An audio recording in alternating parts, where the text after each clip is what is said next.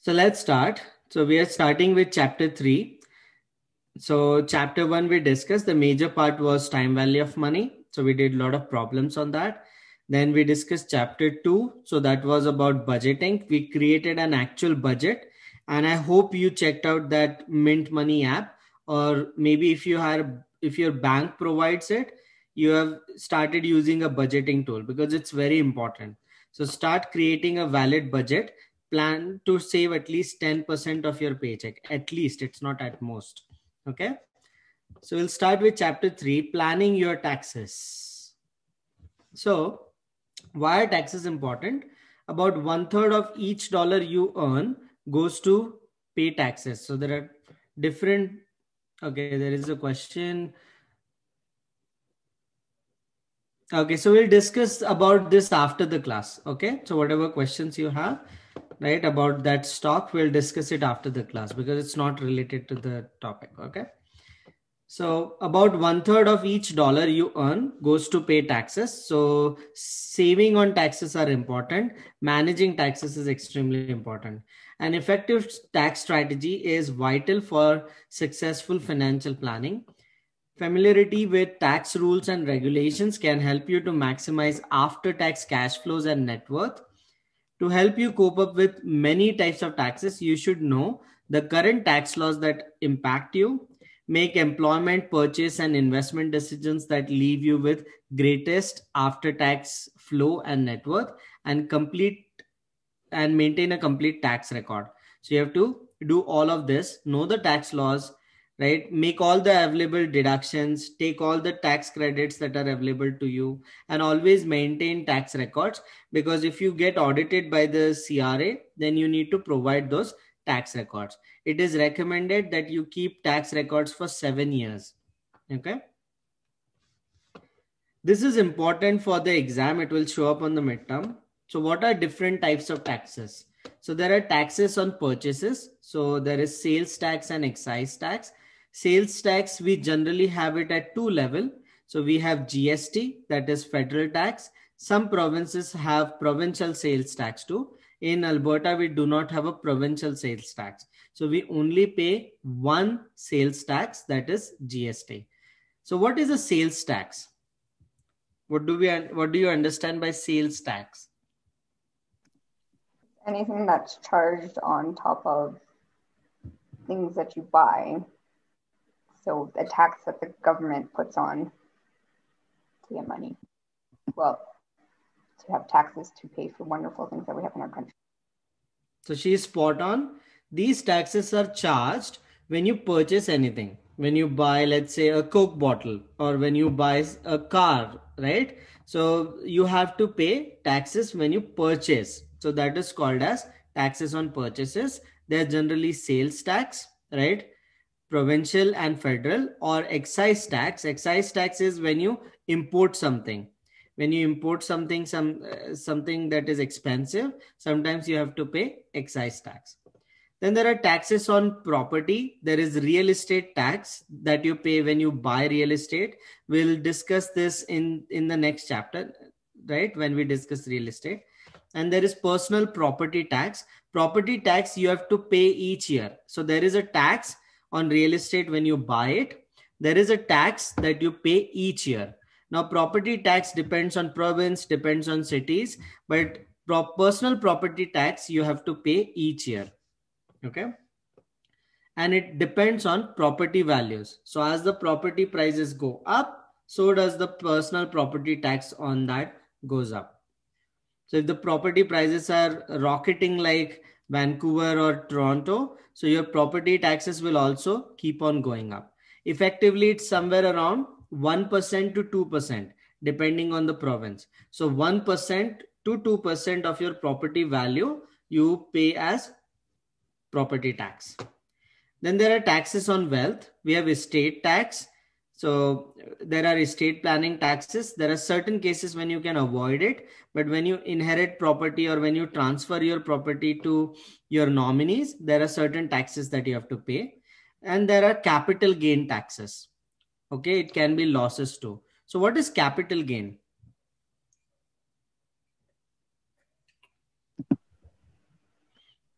when you make a big sale on something, and especially in real estate, the government wants their share. Exactly. So capital gain is taxes that are charged on assets, right? I'll explain that to you. So I'll explain when you will incur capital gains.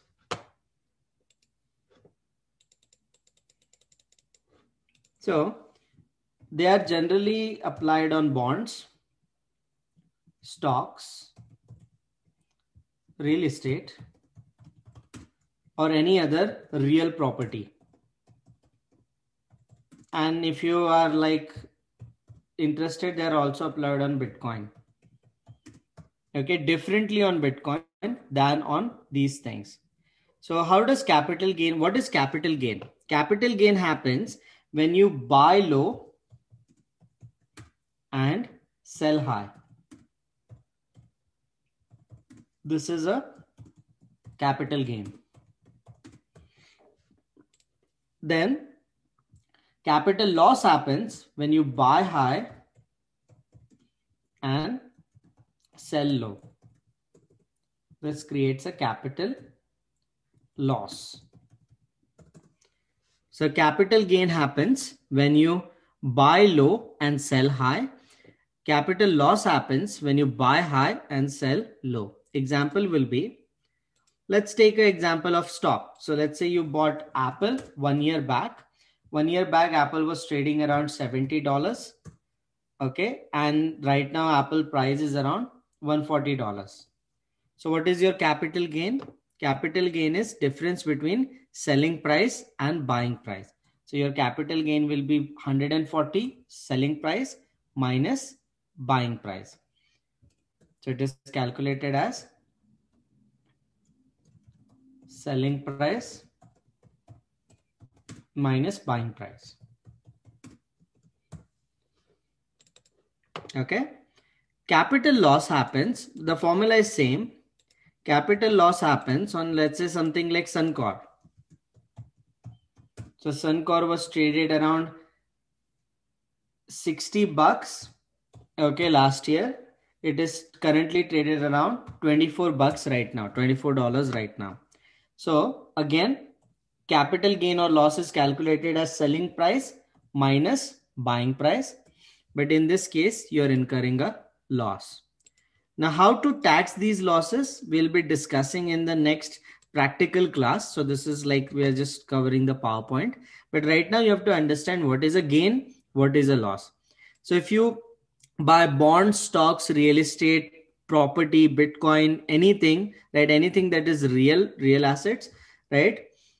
If you're making a profit, you have to pay taxes on that. So that is capital gain. If you're making a losses, then you don't have to pay taxes on it. You can adjust it with your other capital gains.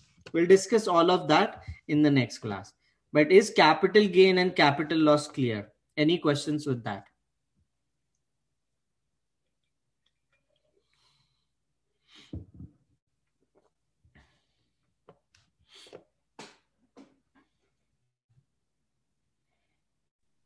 Only only half of the capital gains taxable though, right? Sorry? When you have a capital gain, only half of it is actually taxable, isn't it? Yeah, we'll discuss that in the next class. In which situation only half is taxable and in which situation the whole thing becomes taxable. There are certain circumstances in which CRA says that you have to pay taxes on the whole thing. Okay, we'll discuss that in the next week. So we discuss capital gain. There are also taxes on earnings. So earnings are income taxes. So when you earn anything, when you get income, mostly salary, pensions, right? Any form of regular income, you have to pay taxes on that. Okay. So effectively what they're doing, they tax you when you earn, they tax you when you purchase something, and they tax you when you create wealth using capital gains. So they tax you at multiple levels. So that's why almost 1/3 of your salary or more than that, 50% for some people, always goes in different types of taxes. Now, why do they collect taxes?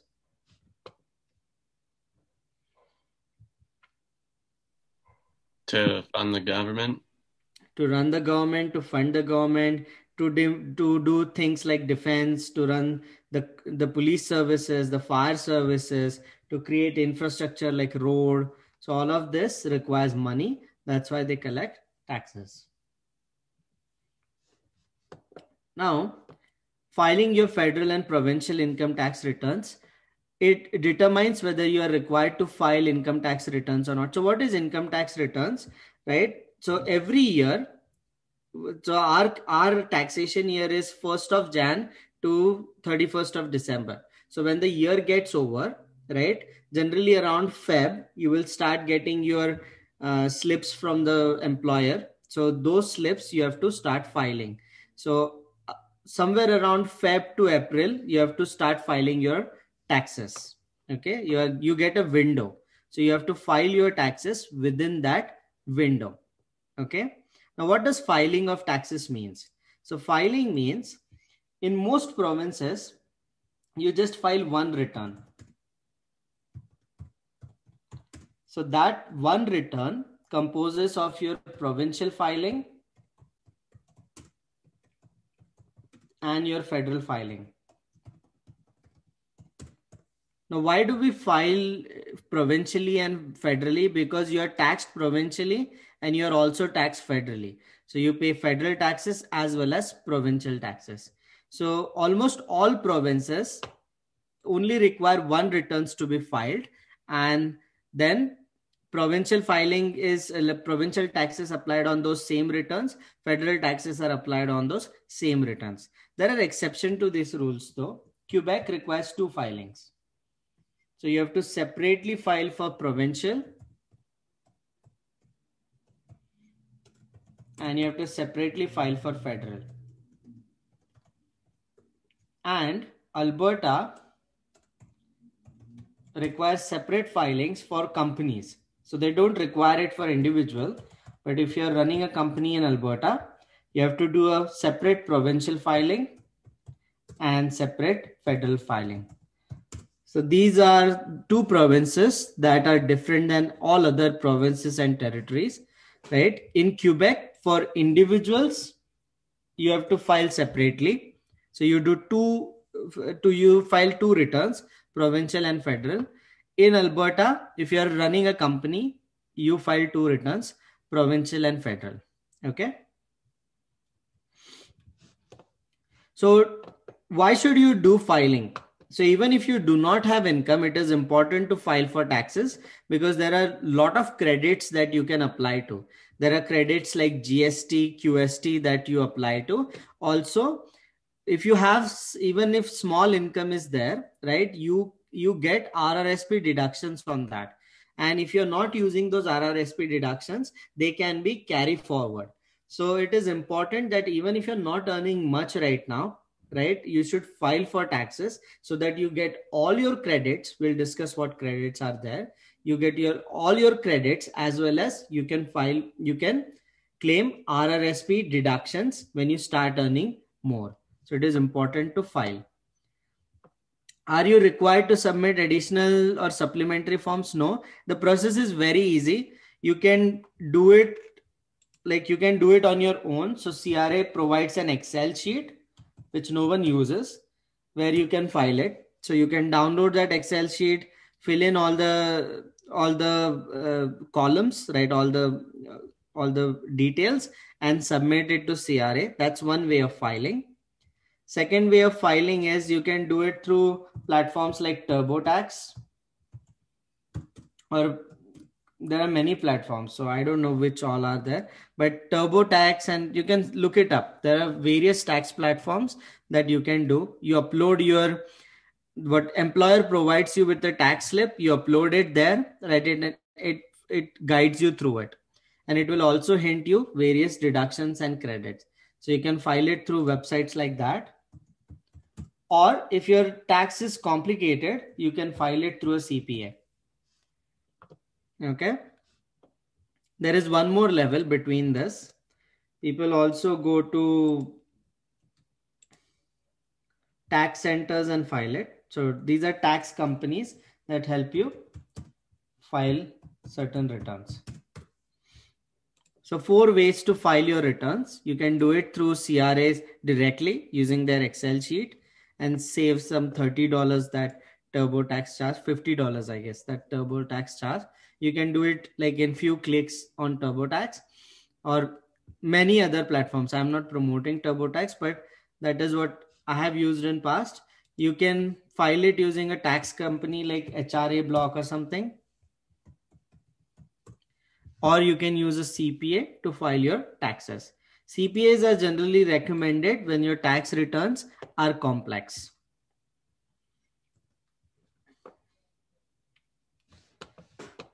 So who must file for taxes? All residents of Canada must file a federal income tax for any year in which they have balance of tax owing. So if you have certain taxes that you owe to the government, you should file for returns. A resident is considered to be anyone living in Canada, but also includes non-Canadians who are present for 183 days or more. So if you're present if you're not even a resident or a citizen of this country, but if you're present in this country for more than 183 days, then you're required to file for income taxes, right? If you have taxable income. Canadian residents are taxed on their worldwide income. So you have to disclose your worldwide income to CRA. Okay. So let's start looking at what are the different factors in that tax return. So the first factor is taxable income. So you need to determine each year what is your taxable income. So what is taxable income? Taxable income is the net amount of income after allowable deductions on which income tax is computed. So how do you calculate taxable income? So I'll explain the basic structure and then we'll go into details. Okay, so how does it work? So step 1, you determine your income. Now income can be from different sources. It can be from salary. It can be from, let's say, gains, capital gains or losses, like investment income. Like investment income includes, I'll put it all together. Capital gains, dividends, and interest. So you have salary, you can have investment income, you can have other sources. Other sources generally includes proprietorship businesses and partnerships. So sole proprietorships as well as partnerships. So profits from that. Okay. You can also have CPP payments if you are retired, or some pensions that are also considered as income, or many other things. Okay. So you have to determine your income by adding all of this. So income from your salary, investment income, so capital gain, dividends, interest, etc. Then profits and like income from other sources. If you're running a business, profit from that business comes, as well as if you're running a partnership, profit from that partnership comes here.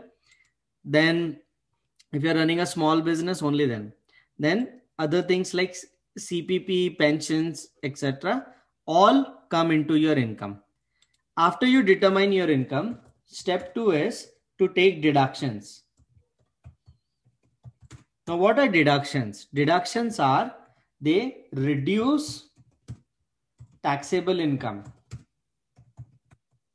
They reduce taxable income. So deductions reduce taxable income. So you subtract all the allowable deductions. I'll give you an example. Let's say your income was 120 and all your allowable deductions were, let's say, 30,000. Okay. So you claim all those deductions. That is, you subtract it. You reduce your income by it. Step 3 is taxable income. Taxable income is step 1 minus step 2. So your income minus deduction.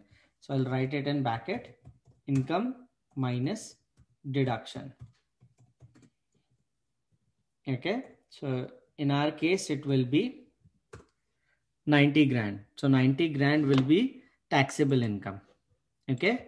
Step 4, you calculate taxes. Step 4, you calculate taxes. Now, in Canada, the taxation system is progressive. What does progressive means? Progressive means higher income is taxed at higher rate. We are going to do some problems based on this, how to calculate taxes, but the system in Canada is progressive. So higher is your income, higher would be your taxes. Okay, so let us assume for the time being that your taxes are, let's say, $30,000. We'll see how to calculate it, but we use the progressive system of taxation and we calculated $30,000 as taxes. Then step 4 or step 5, you claim tax credits. You claim tax credits. What are tax credits? They reduce your taxes. They reduce your taxes. So let's say tax credits are $5,000. So 30 grand minus 5 grand, $25,000 will be your total taxes payable. So that is step 6, total taxes payable. Okay. So once again, step 1, determine your income.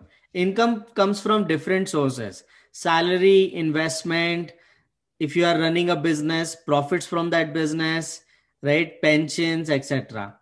So you determined your income. Step 2, you claim deductions. What are deductions? Deductions are things that reduce taxable income. So it goes down. Okay. Then step 4, you calculate taxes. Taxes in Canada are progressive. Higher income is taxed at higher rate. Okay. So we calculated it. Let's say it is $30,000. Then you claim tax credits. So it reduces your taxes. So let's say tax credits are 5. And then you have total taxes payable, which you pay to the CRA. Any questions with this?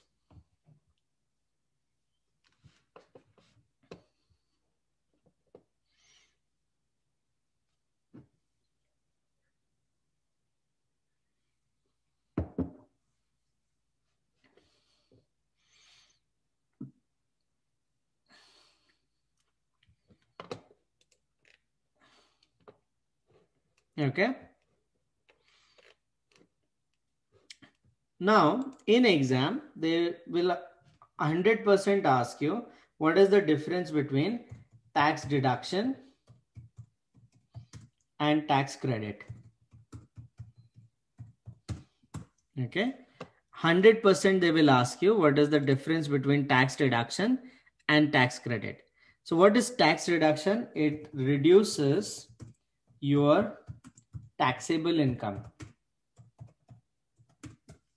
Okay. Tax credit, it reduces straight away your taxes.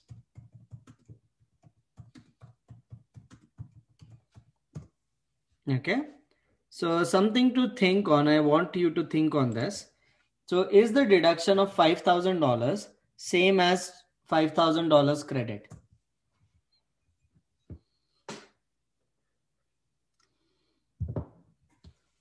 Is the deduction of $5,000 same as $5,000 credit? No.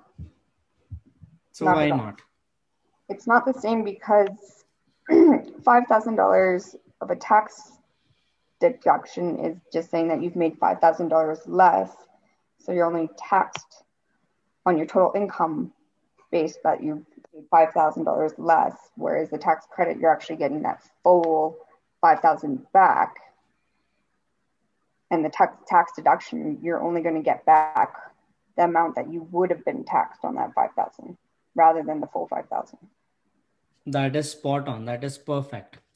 So what I'm going to do is let's do an example of that and see what is the impact of deduction and what is the impact of tax credit. So let's say you have $50,000 of income and you have a deduction of 5 grand. Okay. And your tax bracket is 30%. So let us calculate the taxes. Okay. So how will it work? So $50,000 income, right? This is income. You take deduction. So $5,000 of deduction. So your taxable income becomes 50 grand minus 5 grand. So that is taxable income. Okay. And you calculate taxes on this. So 45 grand into 30%. So 13,500. So after tax, you're getting 31,500. So after tax, whatever is left with you is 31,500. Now what would have happened if you did not have this deduction? So let's do that. So $50,000 was your income. You did not have any deduction. Okay. So 50,000 was taxable income. So taxes you would have paid is 15,000, right? So after tax amount is 3,500. So how much taxes did you save by taking deduction? How much taxes did you save by taking deduction? It is 1,500. So whenever you claim tax deduction, it is not that you're saving $5,000 of taxes. The taxes that you save is actually the taxes saved is deduction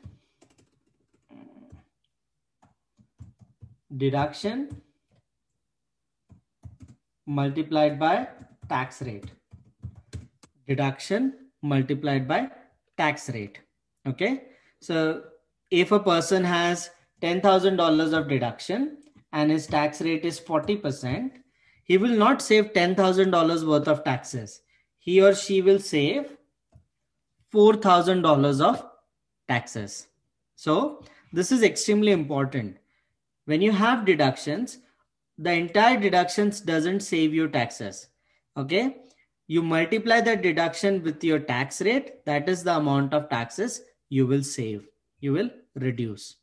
Now credits are different. Why credits are different? So let's see. So how will it work? Income. Then income is 50 grand. Let's say we don't have deductions. So that becomes taxable income straight away. Okay. You calculate taxes. So taxes at 30%, 15,000. Okay. Then you claim credits. Credits straight away go here. Okay. Then you claim credits. That is, you reduce credits. So it is 15 minus 5. So 10. So your taxes will be 10, right? Instead of 15. So the amount saved is 5,000. So credits will straight away reduce your taxes. Deductions reduce your taxable income. So amount of tax you actually save depends on your tax rate. The tax saved amount is deduction into tax rate. So is this clear? Difference between deductions and tax credit? Yes. Okay. So if it is clear, so find out. Let's say Caitlin has $20,000 of deductions and $5,000 of tax credit.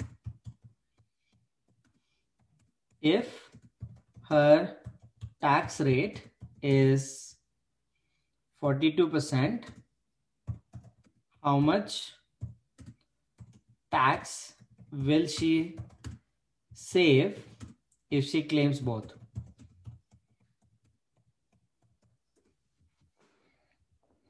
How much is the salary? You don't require that. Oh. We are just saying how much tax would you save?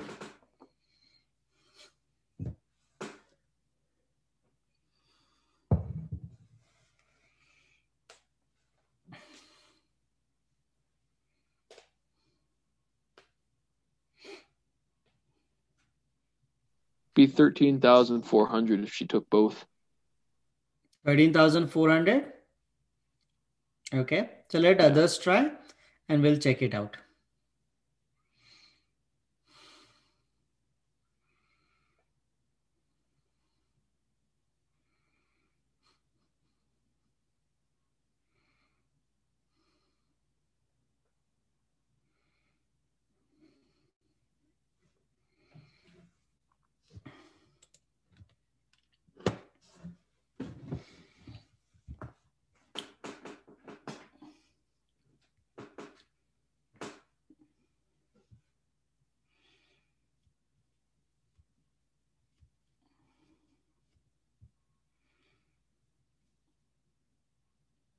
So how to do it? So there is a deduction and there is a credit. So deduction of 20,000. Okay. Let's say tax saved. We have a column tax saved. So when you have 20,000 deduction, how much tax do you save? How to calculate it? So it is deduction multiplied by the tax rate, 42%. So deduction multiplied by tax rate, that is 42%. So 8400 from deduction, and she also has a 5,000 credit. Credit straight away flows into taxes. So straight away she saves $5,000 of taxes. So the total tax saved is 8,400 plus 5, that is 13,400. Okay. Any questions with this? Because this is important. It will show up in your midterms.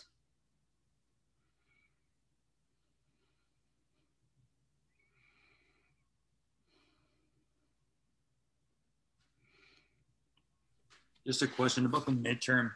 Is it multiple choice or? It is combination of multiple choice, short answers, and few numericals.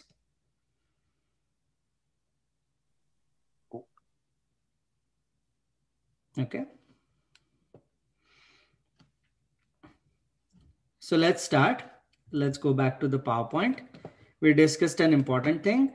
So taxable income, step 1 is always determine your total income. Your total income can be from employment, that is remuneration you are being paid for personal effort. Then net business income. Why it is net? Net means your income in the business minus all the expenses. So profits will only show up in your income state, like in your tax statement. Okay. So the income doesn't show. I'll explain that. Okay. Then taxable capital gains and other investment income and all other incomes like retirement income, old age security, Canada pension plan, EI payments, if you are taking any. Even SERB is taxable. So if you had applied to SERB, then that will also come as other income sources and it is taxable. So I'm going to spend a little bit time on net business income. Now, what is net business income? So if you're running a small business, you will have revenues from the business. Okay. Then you have expenses from the business. And you have profit / loss from the business. You have profit / loss from the business. If you have profit, it will show up in business and like income from other sources in your tax statement. If you have loss also, it shows up in income from other sources. Now, if you have profit, you pay tax at whatever tax rate you are at, right? If you have loss, you can adjust it with other income. So let's say you had a salary of 70,000 and you also run a small business, but small business is making a $7,000 loss. So you can adjust this loss with your salary. So your actual taxable income will be 70 salary minus loss in business, 6,300. So this is a tool that a lot of financial planners suggest that you use. So if you have any income from like you have some salary and you do some side stuff, you drive an Uber, you drive, like you do anything, right? Register it as a small business. It's very easy to do. You can do it with registries, right? Claim all expenses that are incurred in the business. So fuel, anything, right? Even your telephone bills can be claimed. The internet connections, if you're using it for business, can be claimed, right? All these expenses you take so that you either reduce your profits or claim a loss. And if you're claiming a loss, you can adjust it with something else. So it's a great tool you can use if you are doing something apart from your wage. Okay. And expenses that people generally claim can be like, if you have a house, you can claim like the utilities on the house. Part of the utilities you can claim, whatever part of house you're using it for business, you can claim that percent of utilities as an expense. You can claim, let's say, utilities, then property taxes, internet connection bills, all whatever are reasonable expenses, CRA allows you to claim it. So this is a great tool that you should use. So if you are running a business, even if it is profitable, if you take it as a salary, you cannot have any deductions from salary for expenses. But if you take it as a business, right, you can claim all different kinds of expenses. So it is much beneficial to treat some side hustle as a business rather than taking it as a salary. Any questions?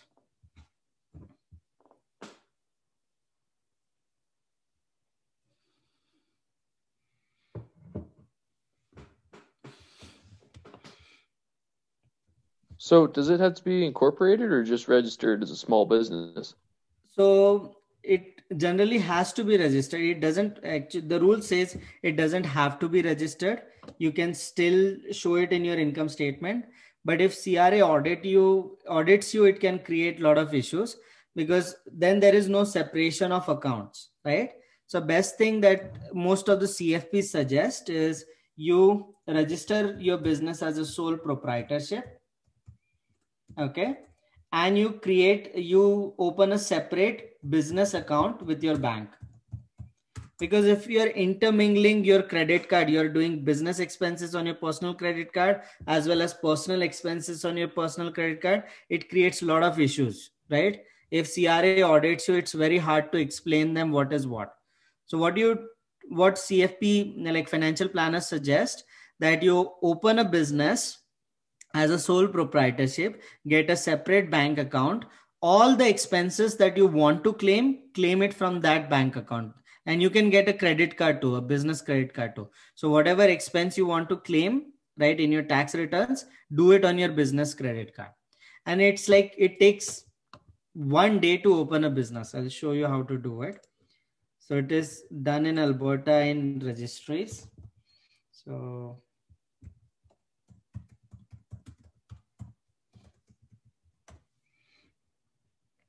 any registry, you can walk into it, or even they do it online now.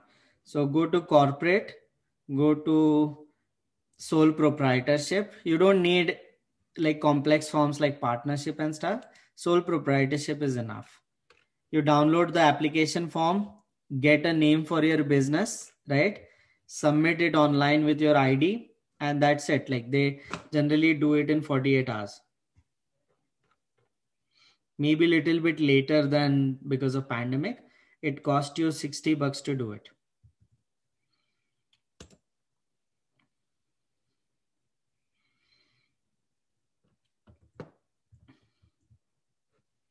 Okay.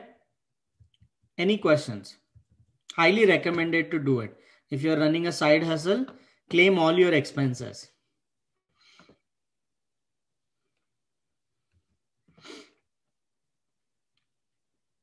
So we have discussed this. So you calculate the total income, you take the deductions, you get taxable income, you pay taxes, you claim tax credit, and that is your total tax due.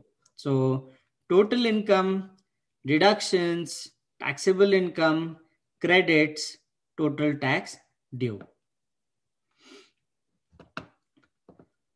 So net income is income, total income reduced by certain deductions. So what are different types of deductions? Contributions you make to RRSPs, RPs and IPPs. So contributions that you make to pension plans can be claimed as deduction. So there are certain restrictions to it and we'll discuss it in next class. But all the contributions you make to pension plans can be claimed as deductions. Now you have to always remember, deductions will reduce your taxable income. It doesn't reduce your taxes directly. So if you're putting, let's say, $20,000 in a year in a pension plan, right? And your tax rate is 30%. So we know that if you're putting 20,000 as deduction and your tax rate is 30%, so tax savings that you're getting is 20 into 30%. So $6,000 of taxes you can save by putting money towards pensions. Okay. So contributions to RRSPs, RRPs and IPPs, all pension plans are considered to be tax deductions. Union and professional dues, if you're paying, they can be claimed as tax deductions. Childcare expenses, if you're paying, they can be claimed as deductions. Disability support, there are certain extra deductions that are given to people with disability, you can claim that. Moving expenses for work. So if you're moving because of work and it is more than 50 kilometers away from where you are right now. So probably if you're moving from Calgary to Edmonton, all the expenses that you incur, which are not reimbursed by your employer. So if your employer is paying you for moving, then you cannot claim. But if you're moving on your own, right, and the employer is not paying you for that, you can claim all the moving expenses as a deduction, right? Other deductions include business investment loss. We discussed that. If you're making a loss on your business, you can reduce your salary, reduce your income by that. Interest paid on loans, right, that are used for investments can be claimed as deductions, and employment expenses which are reasonable. So example, if you have a professional designation like CPA or something, and you're an accountant and you're paying professional fees to maintain that CPA, each year you have to pay to maintain the CPA designation, then you can claim those expenses, right, in your tax statement. And we are going to discuss in great details what are the common deductions that you can actually use. Then calculate taxable income. Additional deductions are allowed sometimes. So you can have security option deductions, which is done with. So liberals have cancelled it. It was a loophole that rich people used to use. So they have cancelled this deduction now. But you can still claim capital gain deduction. So if you're having some capital gains, we'll discuss only 50% are taxable. So you can claim certain deductions. Net capital loss of prior years. So if you have made some losses in prior years, you can claim that. And there are other deductions too. Okay. So time is almost up. So there are 3 minutes left. I want to take few questions from you, and because I don't want to proceed with the next concept of how to calculate federal tax, we'll do some problems based on that in the next class. The important concept that we discussed, right? Highlight is if you're filing for, always file for taxes, even if your income is low, because you can get some credits like GST and HST. Okay, so do that. Second, then if you're filing for taxes, if you are doing some side hustle, do it as a sole proprietorship business, so that you can take all available expenses as deductions. Then claim all deductions that are possible, claim all credits that are possible, reduce your taxes as much as you can legally. Okay, we are not going to talk anything that is not legal. So legally, whatever available deductions are there, do that, use that, and whatever available credits are there, use that. Okay, questions?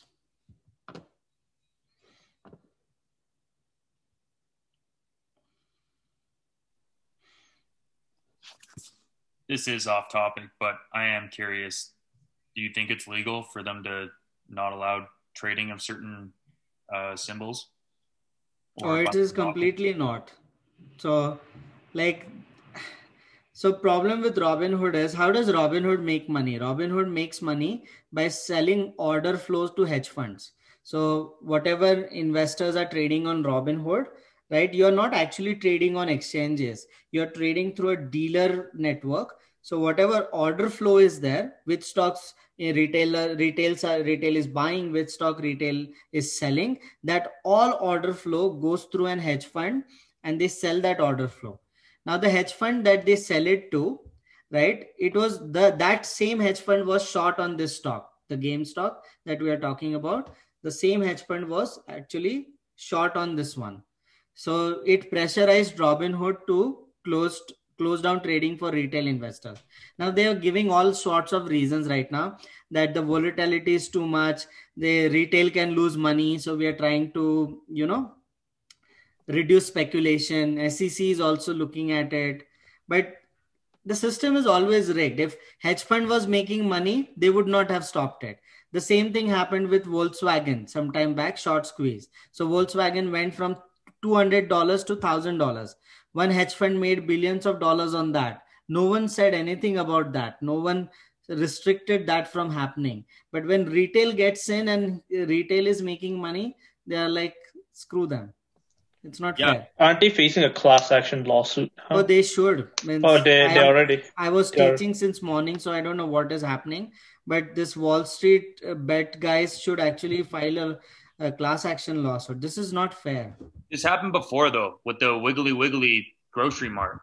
There was one guy that tried to squeeze it, and then they got bailed out. But even RBC won't let you. They're just not putting orders through. They're just leaving. I wanted to buy some stock, and it was not GameStop. I exited GameStop yesterday. I had some GameStop, right? I exited, and I'm not taking any money from it. It is I'm going to donate the whole, I made some $5,000. It's not big, but I'm going to donate the whole thing to a charity, because this is just not fair. I've been on the other side. I've been with the Wall Street when they screw the retailers. They always do that. When they want to offload some stock, they will come on CNBC, they will put some research report out, and they will sell it, and retailers will buy it. But when retail actually makes money, because they are caught with their pants down, they have shorted a stock 140%. There isn't even any stock that they can buy. So this trading was stopped so that they can exit. This is not fair. How long do you think they're going to freeze it for? Or do you think that they're going to... I don't know what happens, because I'm not tracking. I've been teaching since morning. So you guys are probably more aware than me on what's happening. But I just read a headline on Bloomberg, this Bloomberg terminal is open. So this headline sometimes shows up. So I just read a headline here that they have blocked trading.